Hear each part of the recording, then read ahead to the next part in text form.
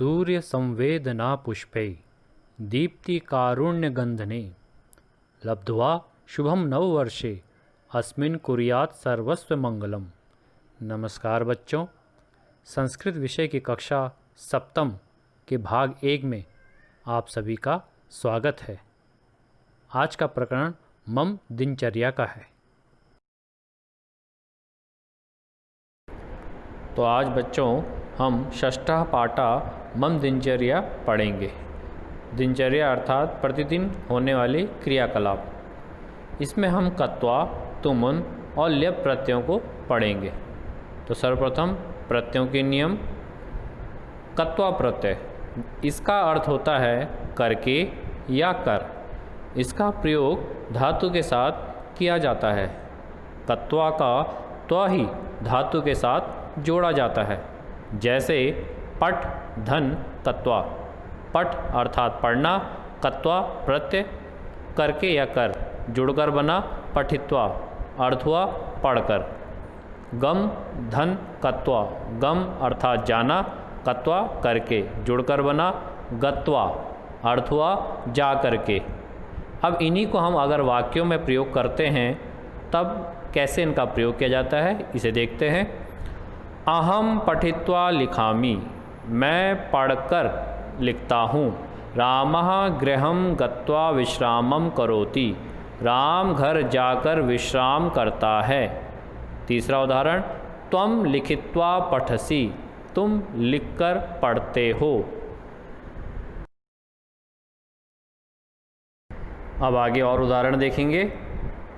द्वितीय है तुमुन प्रत्यय। इसका अर्थ होता है के लिए। इसका प्रयोग भी धातु के साथ किया जाता है। तुमुन का तुम ही धातु के साथ जोड़ा जाता है। जैसे खाद धन तुमुन, खाद अर्थात खाना, तुमुन के लिए जुड़कर बना खादितुम, हिंदी में अर्थ हुआ खाने के लिए।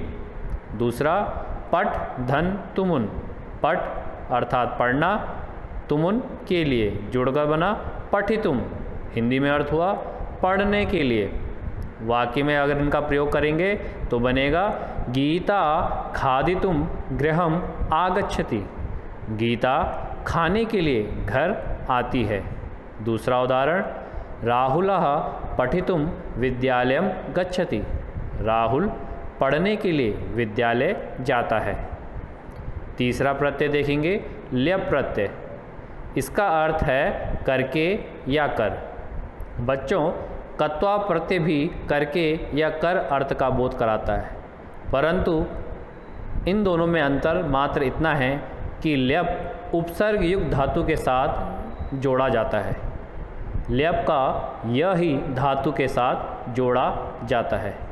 जैसे उत धन स्था धन ल्यप, उत उपसर्ग हो गया, स्था ठहरने के अर्थ में हो गया, ल्यप प्रत्यय हो गया, जुड़कर बना उत्थाय, हिंदी में अर्थ हुआ उठकर। दूसरा देखेंगे आ धन गम धन ल्यप, आ उपसर्ग हो गया, गम अर्थात जाना हो गया, ल्यप प्रत्यय हो गया, जुड़कर बना आगत्य या आगम्य, हिंदी में अर्थ हुआ आकर।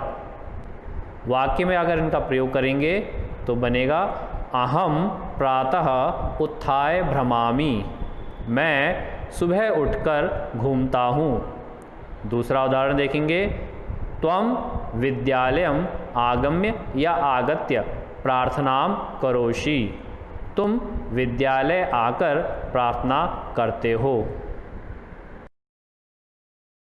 आगे बच्चों हम कत्वा तुमुन ल्यप प्रत्ययों के कुछ अन्य विशेष नियम पढ़ेंगे। पहला नियम, कत्वा तुमुन और ल्यप प्रत्यय धातु के साथ लगकर अव्यय पद बनाते हैं।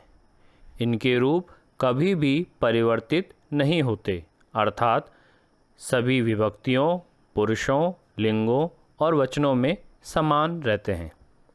दूसरा नियम, कत्वा तुमुन और ल्यप प्रत्यय लगाकर दो वाक्यों से एक वाक्य बनाते समय दोनों क्रियाओं में से पूर्व क्रिया में प्रत्यय लगाकर एक वाक्य बना लेते हैं। इसके अतिरिक्त दो कर्ता पदों में से एक कर्ता पद का लोप हो जाता है।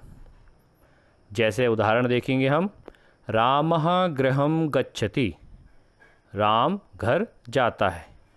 रामः विश्रामं करोति, राम विश्राम करता है। तो यहाँ पर आपने देखा कि कर्ता एक ही है लेकिन दो बार उनका वाक्य में प्रयोग हुआ है और दो बार क्रियाएं हो रही हैं, गच्छति और करोति।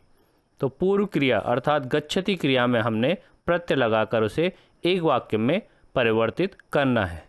जैसे नीचे बना रखा है, रामः गृहं गत्वा विश्रामं करोति, राम घर जाकर विश्राम करता है। दूसरा उदाहरण, सीता विद्यालयम् आगत्य अध्ययनं करोति, सीता विद्यालय आकर अध्ययन करती है। वयं भोजनं खादितुं हस्तानि प्रक्षालयामः, हम सब भोजन खाने के लिए हाथ धोते हैं। तो देखा बच्चों, आज हमने कत्वा, तुमुन और ल्यप प्रत्ययों के अर्थ को क्रियाओं के साथ जोड़कर उन्हें वाक्यों में प्रयोग करना सीखा है।